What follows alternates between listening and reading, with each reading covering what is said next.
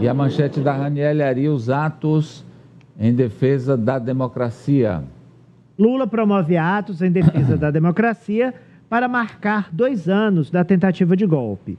O presidente lembrou: eu, Xandão e Alckmin escapamos de um bando. Vamos lá, nos conte como tudo aconteceu hoje aí em Brasília, Raniele. Pois é, esse ato a favor da democracia ocorreu em 3 momentos. Primeiro, na reintegração das obras de arte, como a gente havia falado ontem, o relógio foi apresentado também junto com uma ânfora. Logo em seguida, Lula desceu ao Salão Nobre do Palácio do Planalto e aí estava a maior concentração de pessoas. Muita gente gritando, inclusive, sem anistia, quando a cerimônia começou, em relação aos que estão sendo investigados e os que já foram condenados pelo 8 de janeiro de 2023. E o presidente da República desceu a rampa ao lado de ministros do Supremo Tribunal Federal. O ministro Alexandre de Moraes estava presente, também o vice-presidente Edson Fachin, uma vez que Luiz Roberto Barroso não estava presente e enviou uma mensagem para que Fachin lesse, e nem o presidente da Câmara, Arthur Lira, nem o presidente do Senado, Rodrigo Pacheco, como a gente já havia antecipado, também não estavam presentes. Inclusive, quando Lira foi mencionado pela deputada Maria do Rosário, que é do PT, representando a mesa diretora da Câmara, teve uma reação, quase uma vaia, mas de que as pessoas ali estavam descrentes que o presidente da Câmara não veio porque tinham outros compromissos em Alagoas, compromissos pessoais. Mas a cerimônia, Amadeu, de acordo com quem eu conversei aqui no Palácio do Planalto, principalmente o pessoal da comunicação, foi satisfatória, porque havia um temor de que estivesse esvaziada.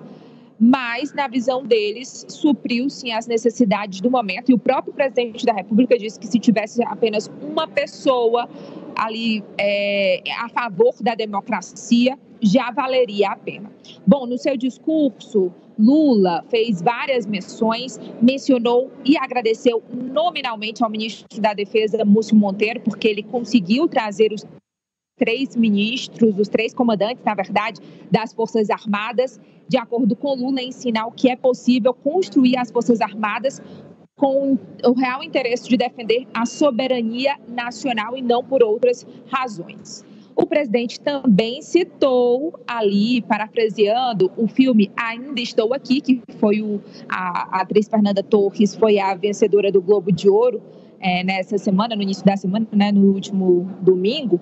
Ele fez uma comparação, né, usou, na verdade, ali, ele parafraseou, dizendo que ainda estamos aqui, ditadura nunca mais, democracia sempre. É com esse trecho que a gente vai começar, vamos ver. Estamos aqui.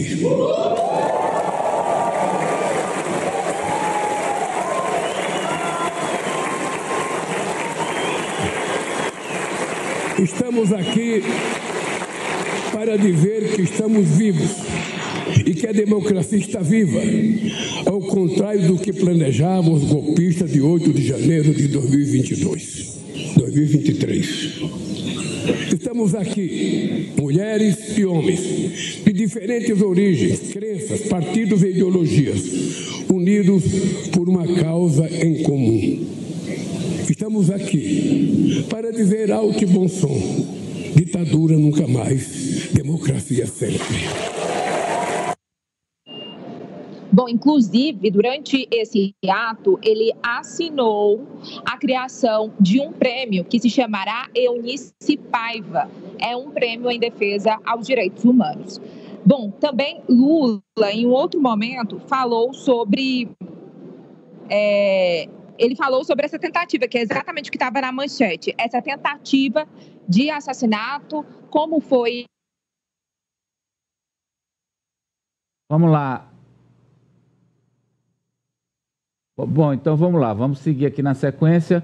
Essa é a parte em que o presidente Lula disse que ele, Alexandre de Moraes e Alckmin escaparam de um bando. Aliás, ele disse que o apelido Xandão é para a vida toda.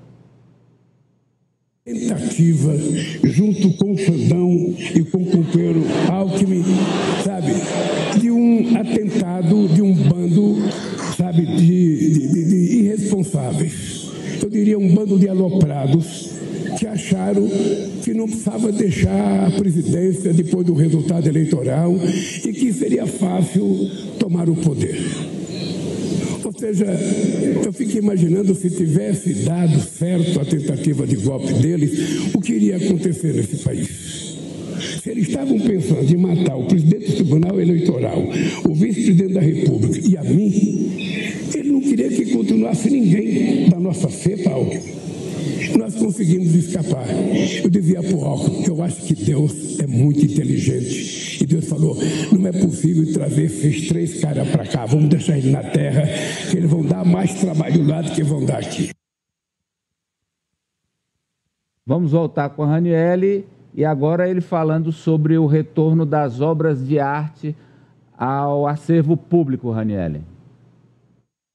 Exato, foi o primeiro ato do dia, 21 obras que foram reintegradas ao acervo da Presidência da República, e Lula falou que esse simbolismo é muito importante porque arte e cultura é coisa que os antidemocratas não gostam. Vamos ver. Se essas obras de arte estão aqui de volta, restauradas com esmero por homens e mulheres, que a elas dedicaram mais de 1.760 horas de suas vidas, é porque a democracia venceu. Caso contrário, estariam destruídas para sempre. E tantas outras obras inestimáveis teriam o mesmo destino da tela de Di Cavalcanti, vítima do ódio daqueles que sabem que a arte e a cultura carregam a história e a memória de um povo. A arte e a cultura que as ditaduras odeiam. Tá, e só lembrando, Amadeu, que esse trabalho de restauração foi feito por 50 mulheres, em parceria também com a Universidade Federal de Pelotas, e um laboratório que foi criado no Palácio da Alvorada para a restauração dessas obras, que durou aí 2 anos e 2 milhões de reais em investimento. Bom, um outro trecho que a gente separou também do presidente foi quando ele falou que todos os investigados pelo 8 de janeiro, que se assim forem condenados, eles vão ter que pagar, inclusive os que planejaram a sua morte. Vamos ver. Os responsáveis pelo 8 de janeiro estão sendo investigados e punidos. Ninguém foi ou será preso injustamente. Todos pagarão pelos crimes que cometeram. Todos. Inclusive os que planejaram o assassinato do presidente, do vice-presidente da República e do presidente do Tribunal Superior Eleitoral. Terão amplo direito de defesa e terão direito à presunção de inocência. E aí foi um momento, novamente, que as pessoas que estavam aqui gritaram sem anistia. Só lembrando que até o momento 371 pessoas foram condenadas, mais de 890 réus, 527 com penas alternativas e os 123 foragidos. Sim, Amadeu. Tá certo. Vamos fazer aqui um corte para análise. Eu queria só, a gente já mostrou as imagens do retorno das obras de arte ao Palácio.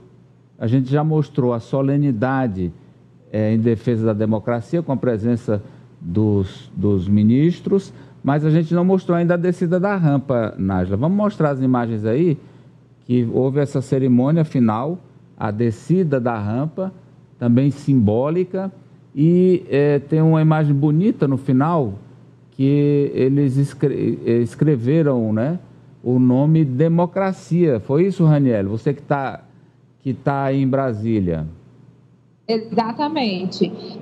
Logo assim que o presidente falou aqui, eles desceram a rampa juntos ali, enfileirados. Todos os ministros de governo estavam menos Rui Costa, né? Somente um que pegou falta. Eles desceram a rampa todos juntos e ao final eles fizeram uma espécie de abraço à democracia. E as pessoas que já estavam lá fora esperando, elas fizeram essa democracia, inclusive eu ia até lá, porque eu fiquei na metade da rampa, eu parei na metade da rampa e entrei ao vivo de lá mesmo. Eu queria até ver de que foi feito esse material, mas na imagem aérea você vê que está em verde, né? Bem destacado. Democracia em verde e amarelo, aí na frente do Palácio do Planalto, perto da rampa. Tá, então, você acompanhou todos os 3 atos realizados hoje comandados pelo presidente. E já a gente vai passar para as manifestações do Judiciário e do Legislativo. Mas antes, eu quero ouvir o professor Vila sobre as falas do presidente Lula e a condução deste dia por parte do presidente, professor. Olha, claro, o dia 8 de janeiro é um dia importantíssimo na luta pela defesa da democracia no Brasil. Um país que, durante a República, passou mais tempo em ditadura ou semi-ditadura, entre aspas, do que em democracia plena. Democracia plena, plena mesmo, é a partir de 5 de outubro de 1988, quando da promulgação da Constituição Cidadã, como bem a definiu o então presidente da Assembleia Constituinte, deputado Ulisses Guimarães. Agora, a grande questão é que um ato como esse, na minha opinião, eu já tinha conversado com pessoas antes e estava muito preocupado, devia ser um ato muito mais planejado, né? De alguns meses até, com a presença do titular, o presidente do Legislativo Federal, que não estava, né? O Rodrigo Pacheco, Rondon Pacheco é outro, Rodrigo Pacheco, e com a presença do ministro Barroso. Os dois não foram, não acredito em férias, com todo o respeito, e conheço os dois, né? Mas é porque os seus assessores, né, não participaram da organização do ato. Ficou um ato do Executivo. Isso é um erro, porque a defesa do dia 8 não é do governo, não é de um partido, não é de uma pessoa, é da democracia, é das instituições do Estado Democrático de Direito e da Constituição Cidadã. Então, esse planejamento é um problema. Pouquíssima gente, ninguém faz um ato público. Isso eu aprendi quando eu era estudante, faz um certo tempo. A gente nunca faria um ato público desse jeito, com algumas centenas de pessoas, dá para contar 2, 3 centenas, se tanto, fora do palácio. E não faz isso. Isso é um erro, porque joga água no moinho da extrema-direita, que vai colocar fotos, tenho certeza, pulo aqui do prédio, se isso não ocorrer, com os atos bolsonaristas. E não pode ser uma questão partidária, né? A gente tem que entender que partido, a definição, é parte. Isso é uma visão do conjunto da sociedade democrática. Só minhas observações, de resto, nós temos os discursos, tem alguns que gostam, outros não gostam. A gente tem que lembrar que investigado não pode ser condenado, né? Tal qual está no discurso, está errado. Quem está investigado não é condenado, né? São definições do conceito. Mas eu acho que o importante de tudo é que nós vencemos, eu acho que vamos usar a primeira pessoa do plural, há 2 anos atrás, né? Esse é o dia da infâmia, lembrando, eu faço sempre questão de lembrar, dezembro de 41, o ataque a Pearl Harbor, que é considerado na história norte-americana, sem declaração de guerra, sem nada, pelo Japão, o dia da infâmia. Para nós, o dia da infâmia da República foi justamente o dia 8 de janeiro. Eu acho que perdeu-se uma boa oportunidade de iniciar um processo de concórdia nacional, que não é anistia, não é nada disso, é concórdia. O grande historiador Henrique Krauss, mexicano, estava lendo um artigo dele brilhante, ele estava se referindo ao México, mas algumas coisas podem se aplicar ao Brasil. Nós poderíamos iniciar nesse dia. Infelizmente, foi um bom dia, teve um bom ato, boas palavras, mas não foi um início da concórdia nacional. Pois não, Ari? Eu amplio, né, essa visão do professor, porque naquela conversa por telefone que o presidente Lula teve com a atriz premiada com o Globo de Ouro, Fernanda Torres, ele revelou para o Brasil, inclusive quando falou para ela, que ele pretende transformar este ano de 2025, o ano que se inicia agora, em um marco, em um ano de consolidação e defesa da democracia. Então, esse evento de hoje, ele seria esse pontapé inicial desta programação anual para reforçar a democracia. A ideia é boa, eu concordo. Agora, com um ato como esse, como o professor acabou de desenhar aqui, que não teve, e aí eu acho que é um absurdo que não tenha tido, a adesão das principais figuras públicas e políticas do país, esse ano, essa programação, eu acho que fica de início, de cara, comprometido, que é uma pena, porque nós temos que, e aí aqui eu ouso, né, usar um pouco de uma expressão que se refere à história, o professor é um historiador renomado, que é o seguinte: o passado, ele sempre precisa ser considerado como baliza para o presente, para que não se repitam no futuro os erros cometidos nele. Então, acho que é um passado que não pode ser apagado, é um passado que não pode ser anistiado e passar pano para ele. A condução do evento, concordo com o professor que foi errada, mas o evento em si era necessário. Não se olvide o passado para não repeti-lo. O seguinte, vamos seguir com a Raniele e as falas dos presentes ao ato formal.